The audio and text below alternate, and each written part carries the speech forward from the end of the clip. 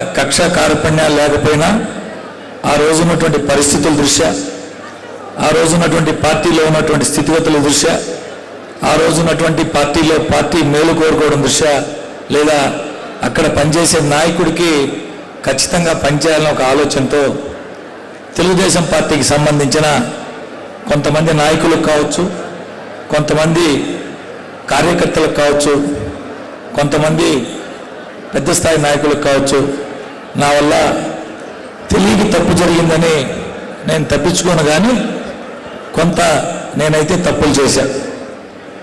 ఈ సభాముఖంగా వారందరినీ చేతులు జోడించి నన్ను క్షమించమని వేడుకుంటాం. ఎందుకంటే